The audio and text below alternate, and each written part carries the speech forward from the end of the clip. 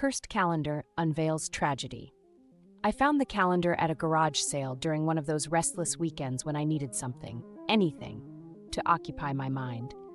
It was old but charming, with thick, yellowing paper and vintage illustrations of my town's landmarks. The previous owner, a quiet old woman, barely looked at me as I handed her $1. Later, when I hung the calendar in my kitchen, I noticed several dates circled in red. It seemed odd, but I shrugged it off, figuring it was just someone marking birthdays or appointments. A week later, I saw a news report about a fire at the old mill, just 2 streets over. 3 people died.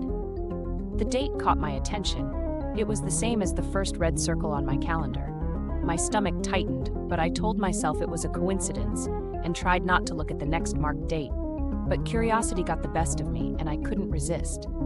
Each red circle, I discovered, lined up perfectly with a local tragedy from the past year. A car crash, a missing child, even a suicide. The dates were too precise, too deliberate. I became obsessed.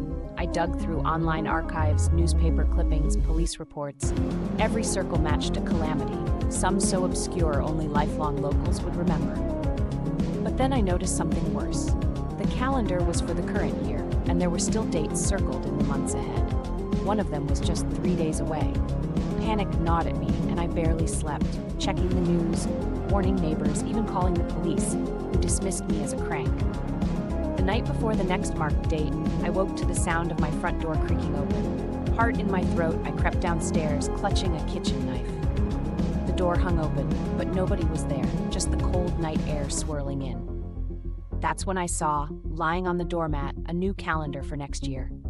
Every red circle was already marked, and this time, every single date was a day after one of my own birthdays, one for each year of my life.